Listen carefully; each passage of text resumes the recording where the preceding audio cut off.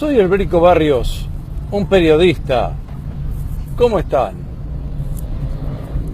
Después de una lluvia intensa, por suerte con poco viento y poco frío, el sur del Uruguay está sufriendo una serie de inundaciones muy dolorosas para las personas que presenciamos eso sin poder ayudar, o porque estamos lejos, o porque no sabemos cómo ayudar, y dolorosa para las personas que pierden todo, en el peor de los casos, a veces la vida.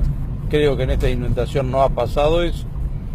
Nuestros ríos son básicamente calmos y además casi siempre las inundaciones se producen por el escurrimiento de las aguas. Esto es, llueve en una cantidad importante en muchas zonas del Uruguay, casi todo el sur.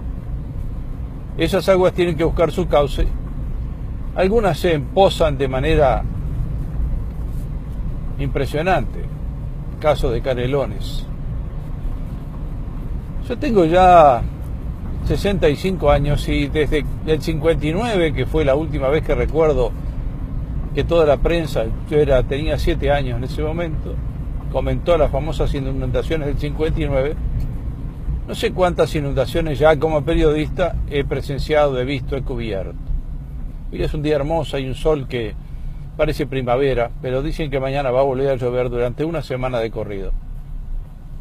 Resulta obvio a esta altura que el clima ha cambiado. Lo que no resulta obvio es por qué los gobernantes no toman las medidas que tienen que tomar definitivamente. Primero, la lluvia cae siempre de arriba para abajo. No hay duda en eso. Es siempre agua, no hay duda en eso. El agua, sea fría o sea tibia, como en algunos casos en verano, cae, corre, se empoza y rompe todo lo que puede, porque tiene mucha fuerza, buscando el mar, al fin y al cabo. ¿Dónde pasa eso? Siempre en los mismos lugares. Siempre en los mismos lugares. ¿Por qué? Porque están mal hechos los desagües, o porque el gobierno municipal, por ejemplo, en este caso el departamental, si estoy hablando de Canelones, permitió construir o dejó que siguieran las construcciones aún después de la primera, la segunda, la tercera, la cuarta, la quinta, la sexta y la novena inundación. Yo sé que no se le puede dar casa a todo el mundo, porque si no, ya sabemos lo que ocurre, pero hay algunas soluciones que parecen de sentido común. Primero, un relevamiento, porque como dije, siempre pasa en los mismos lugares, casi de la misma forma. Si uno toma una foto de 2 años atrás, 3 años atrás, lo único que cambia son los autos que van pasando y que quedan enterrados en el barro o hasta la mitad de la puerta en el agua. Ni hablemos de las mismas casas. O sea, no hay un relevamiento. Si hay un relevamiento, se sabe dónde están las casas inundables. Tercero, cuánta gente aproximadamente hay que reubicar. Reubicar en serio, esto es, primero darles el auxilio que corresponde, casa, comida, abrigo y médico. En los lugares también predeterminados, que no los hay en la mayoría de los casos. Los amuchan en lugares inhóspitos, fríos, que además hay que calefaccionarlos. Este invierno ha sido muy suave, pero igual una persona mal alimentada y mojada tiene frío igual. Entonces, geolocalización. Luego que se sabe, porque se sabe hace años, cuáles son los bajos que se inundan, ver la posibilidad de que una vez esas personas están realojadas, establecer campamentos de refugiados. En Europa los hacen de a 100.000. Acá creo que son 3.000 y pico de refugiados. De refugiados por el agua, son inundados.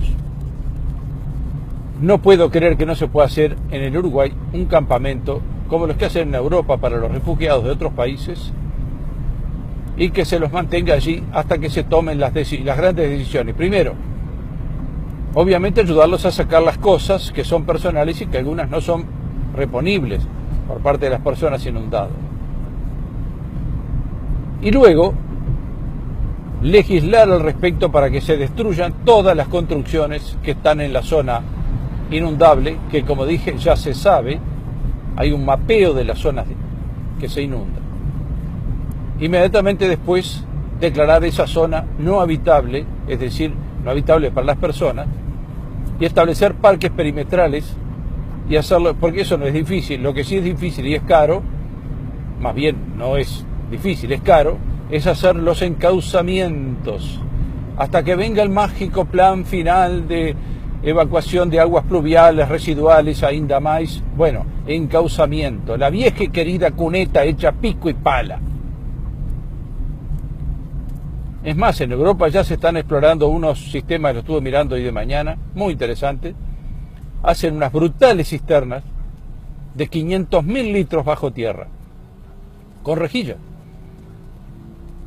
Son como los viejos y queridos pozos negros. El agua que se quería estancar en una calle, a 3 cuadras, 5 cuadras de calle inundada, cae por las rejillas hacia abajo y queda en el subsuelo. Y como esos pozos, esos depósitos de aguas pluviales no tienen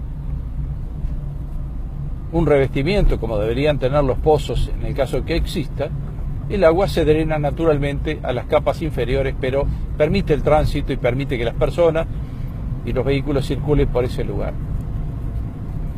Y lo último y no menos importante,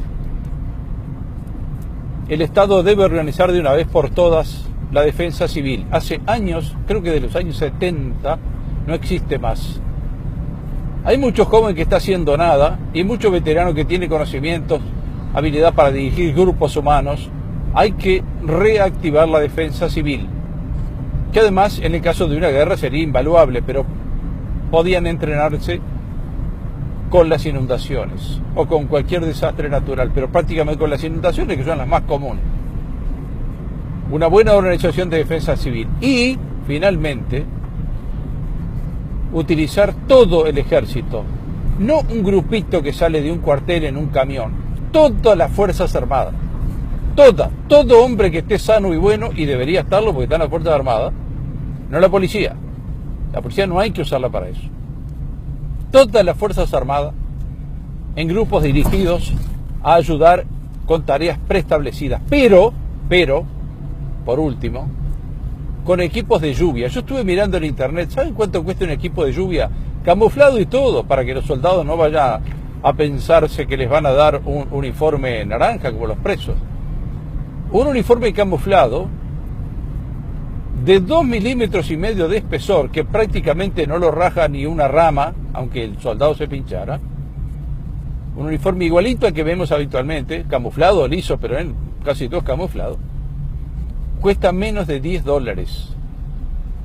Los gringos dicen que son descartables, acá los podíamos usar 7, 8 años, casi seguro. $10 por un uniforme que le daría al soldado la protección necesaria. Algunos incluso tienen unas botas especiales que vienen con ese uniforme. $10. ¿Usted sabe lo útil que sería un soldado equipado de esa forma? Además tienen capuchas ajustables. Se podría meter en el agua prácticamente hasta el ombligo o hasta el pecho para poder auxiliar. ¿Usted vio cómo están destrozando las botas de cuero a los soldados? ¿Vio cómo están destrozando sus uniformes por rajarse con las ramas y por meterse en el agua, que salen en sopa, y muchos de ellos se enfermarán seguramente, pero no se informa? Y además, con los ridículos cascos de guerra que no les cubren nada más que el agua, pero pesan, molestan, obstruyen la visión, y los poliques se ponen tampoco, y las boinas son horribles. Estas gorras que traen los equipos son extraordinarios. Esto es todo simple y sencillo, sentido común. Y es mi opinión. ¿Y usted qué opina?